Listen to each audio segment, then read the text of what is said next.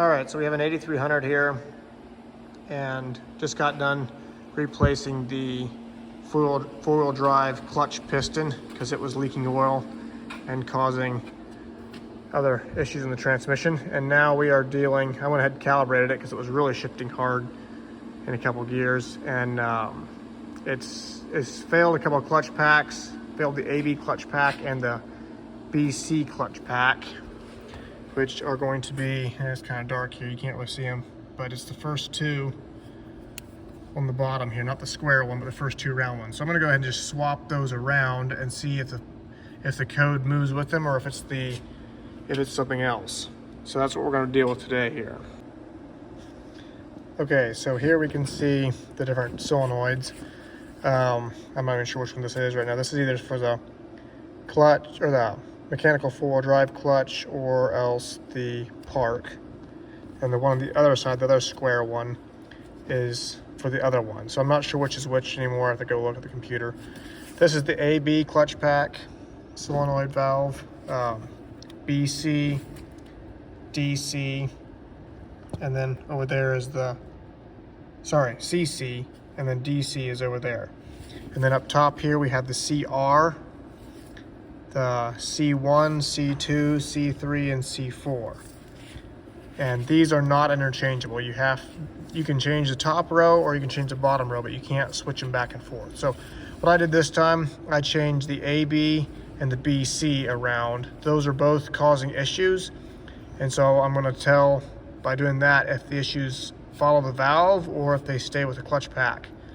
And that will tell me, and I might have to switch another valve yet as well to see if there's a clutch pack issue, we'll see. But that will tell me if we have a valve issue. Okay, so here we have some pictures of how the transmission functions. In this picture you can see the valves. They're labeled there, which ones do what function. In this next picture you can see in the transmission where each clutch pack is located at, and also on the right there are those X's show which gear commands and which clutch packs are engaged with each gear. So if you're missing a gear, you can figure out which clutch pack might be failing, and that would help you determine depending if you have, or you'll have more than one gear failing, and that will help you determine which clutch pack you're dealing with and where it's located at in the transmission, and also which valve needs to be changed. And in this third picture here we have the calibration failure elements here. So I'm going to go ahead and calibrate the transmission next, and if it shows up as I'm calibrating each clutch pack, once it's done calibrating the clutch pack, if it shows up with L, H, F, or S, here is the description of what it means, and that can give us an idea of what we're dealing with. So I'm going to go ahead and calibrate the transmission next here, and we'll watch out for those letters to see what's happening. Okay, I got my oil warmed up. We're going to shut the tractor off and put in the diagnostic fuse. And then we'll go ahead and start it back up. And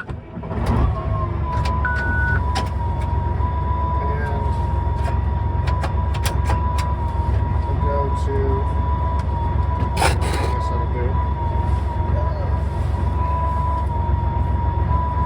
So it says here,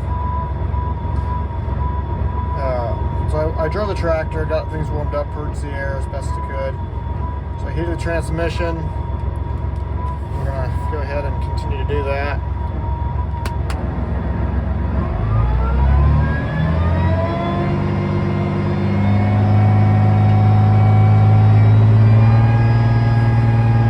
And then, so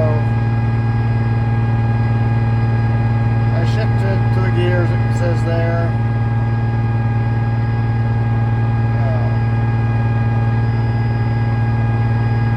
Alright, so I'm going to go to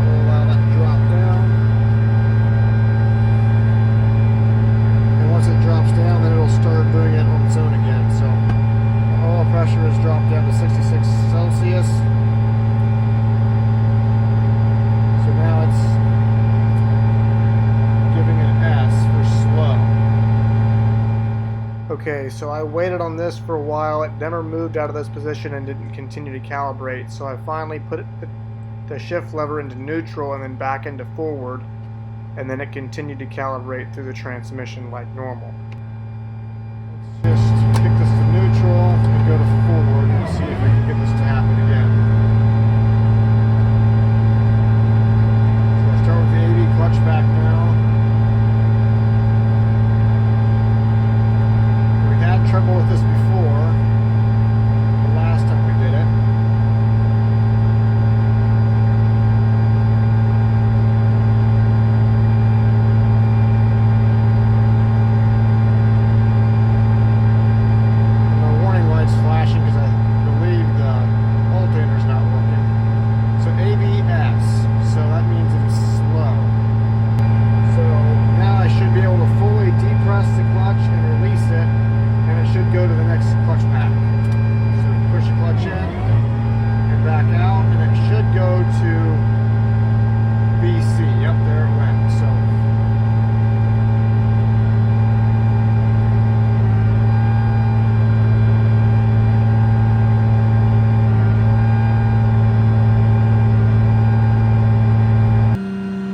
Okay, so the rest of this transmission calibrated okay.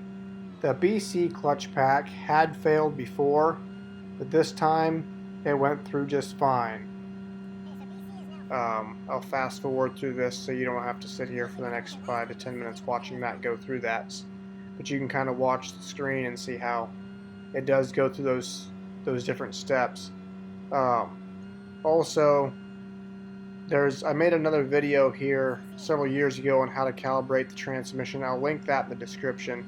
It's a little bit more focused on just the calibration process, so if I missed something here or didn't make something clear enough here, you can go watch that. It's a little bit more easy to understand, although in this video we are getting a bit more in depth and covering a lot more of the bases and making sure that we because this transmission is having issues. The previous one had no issues. It was just a simple, basic calibration.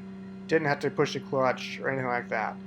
Also, at the end of this video, we will be going through the computer system and adjusting some of the parameters manually to get that 12 to 13th shift much smoother. And so we'll walk through that system here as well. This is only for the early 8100 series. The late 100 series and 10s and 20s and on, the computer systems are much more sophisticated, and all you have to do is run through this calibration like we're doing here, and there is no further need to go into the computer system and adjust that 12 to 13th shift. In fact, that option is not even there in the computer. So this is only for the early 8000 series that we will be going through that other shift pattern.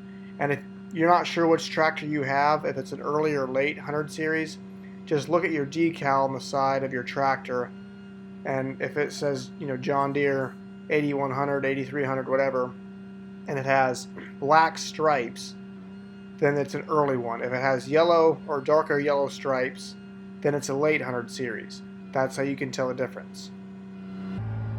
And that's it. So now we're done.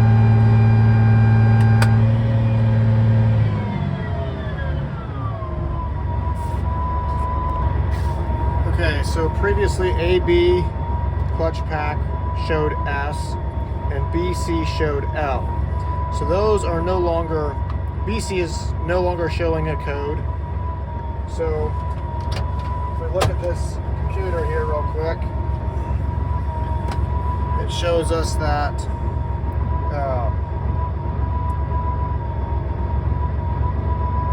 right here, L is for engagement with minimum PCU duty cycle. S is for element did not engage in maximum fill time, meaning there's probably a leak in the S clutch pack. I swapped the AB and BC valves around, and the BC is now fine, but the AB is still throwing S. So what we're going to do is we're going to drive it, just see how it drives, and if it's usable, we'll just go ahead and use it. If it's not usable, we'll try to calibrate it and kind of get some information there. Actually, before I continue on here, I should probably go. There we go. All right, here we go. So these are the ranges that they're supposed to be in. So we go to PCU address 30.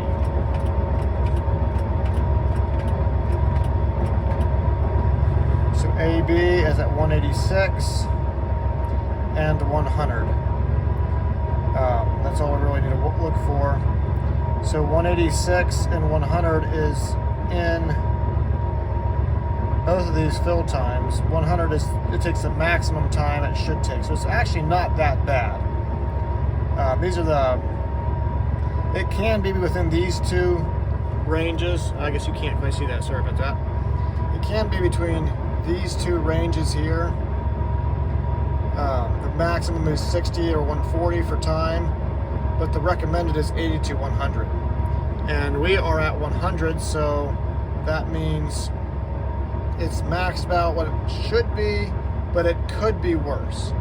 So probably what this is meaning is that we can get by without doing a transmission rebuild and just simply recalibrate stuff and get things to shift a little bit more smoothly without having to go through a complete transmission rebuild. Okay, so we're going to go to gear evaluation upshifts form. Wait a minute, no. Additional options, so here we go. So I'm going to go ahead and shut the tractor down and take the diagnostic fuse out.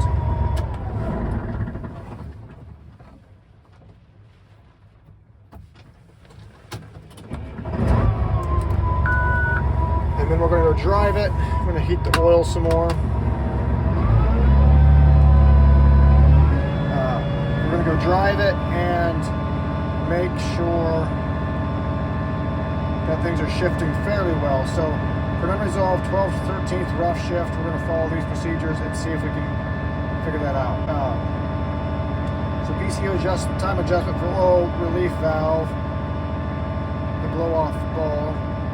PCU address 31. The shift may be affected by having the camo front wheel drive on or off. So that should make a difference. I just fixed that on this one.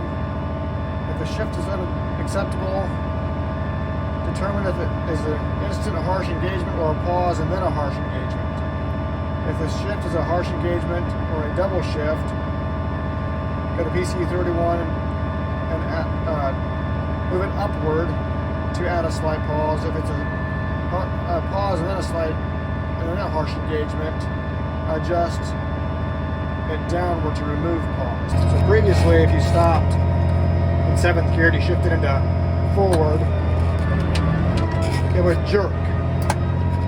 That's actually pretty good this time. You no longer have a jerk. So that's feeling pretty nice.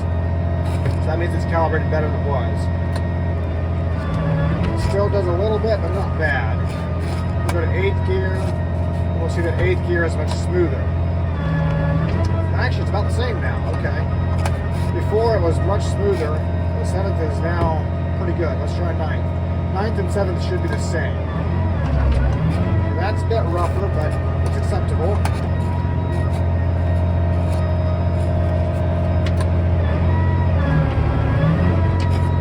And the higher gears will probably be smoother just simply because they take longer to get up to speed.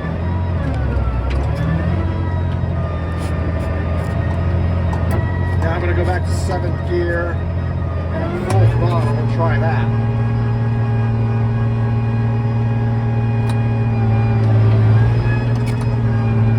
Yeah, that's feeling good. 8th gear. That's real nice and smooth.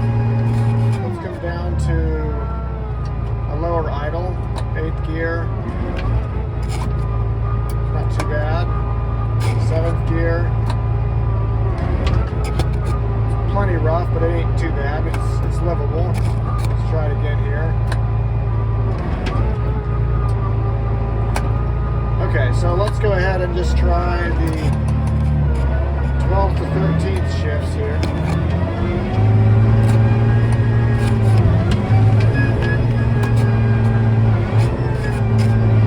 The downshift is pretty nice. But the upshift, rough. The upshift is pretty harsh. So let's try this again. It's like there's a pause and then it shifts up. Downshift isn't too bad. Let's put it under a load. I'm going to push the brakes, put it under a load, and then try to shift up. And there went my camera. That means it was a pretty harsh shift. Okay, we'll try this again. Okay, so I'm going to hold the camera this time so it doesn't go flying on me like it did the last time there. So,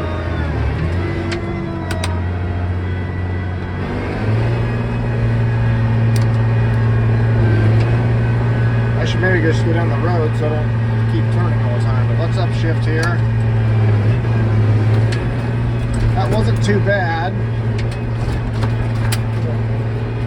Push the brakes and then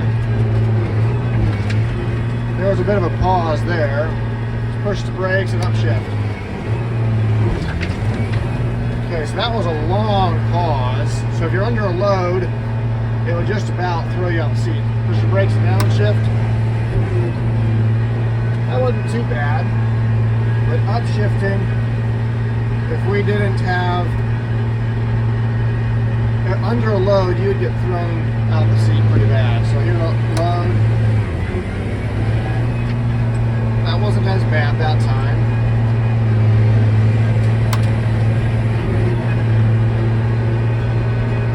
Let's try it again here.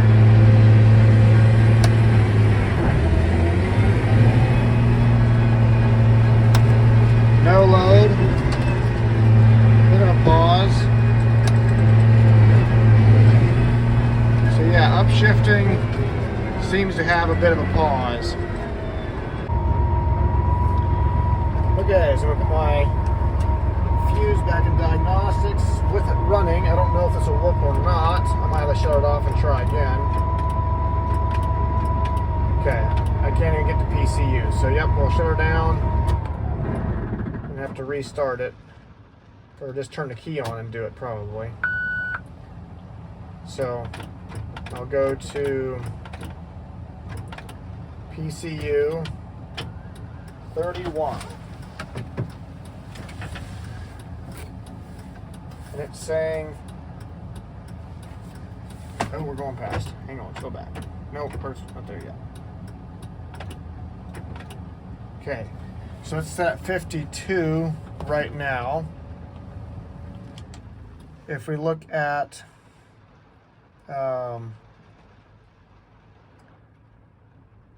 so the 12th to 13th shift is hard. So if it's like a double shift, move it upward to add a slight pause. If there's a pause and then a harsh engagement, move it downward. So we're going to go move that downward. They say only about 5 at a time. So we'll go back into that. Go down to 4 and go down to 7. Okay, so now I think to save that, we'll flash the hazard switch. There, yep, that saved it. So now we can go to 32 and back. Yep, okay, so that's, you just flash the hazard switch and that saves it. Okay, so now we're gonna go drive it again and see how this responds this time. Okay, so I continued to adjust this number. I adjusted it down quite low, and the problem seemed to be getting worse, not better. So I reversed the operation and adjusted it higher, and I actually went as high as it would let me go, which was 65, and then I moved it down to, I think I finished at 60 or 62. And that's where it seemed to shift the best at for all ranges of throttle. If you're running full throttle all the time, and you know that's where you're going to be running, you might adjust it different versus if you're running at 1500 RPM a lot. Getting those shift parameters to equalize at variable RPM is quite difficult to do. So kind of mess with it up and down and figure out where you like it at. And I think in the end you'll find a place that you definitely think is acceptable for how you operate your tractor. Unless of course there's an issue with that clutch pack and you just need to replace it or go into the transmission. Then of course you're probably never going to get it resolved doing this. So if we go to the PCU address 34, it represents an estimate of how long it will take the CC to empty after the 12th to 13th shift. The nominal value is 50. Possible values are 15 to 80. Make changes of increments of 5 to avoid overshooting. So this is saying if shifting from 12th to 13th to 12th, it might create a rough shift because it takes a certain amount of time for the clutch pack, the C clutch pack, or the CC clutch pack, to empty after the 12th to 13th shift. So that could take, by adjusting that, you could possibly help that to shift smoother as well. And we're not going to deal with the 4th to 5th rough shift right now, but there is the information. You can go ahead and read down through some of that, starting there, of how to resolve that issue. Not near as many people have this issue, or it's a very common issue, but we don't normally need those gears as often, so it's not something that's addressed near as quickly. But if it's something that you need, here is the information of how they say to do it. And this, I should mention, is on the early 8000 series. The later ones could be somewhat different. If we go down here to this is for the late 8000 series, or 800 series.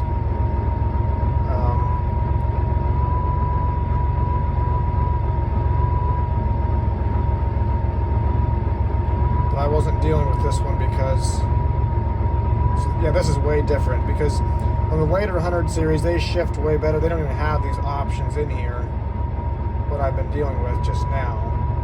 So this is for early 8000 series, not so much the later ones. So here's the 12th to 13th, how you deal with that on a later one. But it doesn't really give you anything you can do about it, doesn't look like. Just repeat the calibration results. That's about, yeah, there's not as much to do on the later ones. On the early ones, this is what we're dealing with, the early ones, and there's a lot more of the operator has to adjust things versus the later ones, the computer does a lot more. So we're going to keep messing with this and see if we can get it resolved. So on this tractor, I did not go into PCU address 34 and adjust anything there. That seemed to be shifting fairly well. I also did not address the 4th to 5th shifting issue at this time. We might go back and adjust that sometime in the future, but I was running out of time and the customer was needing the tractor. So I didn't address that here. If you need to, the information hopefully is clear enough for you to read on your own and figure that out.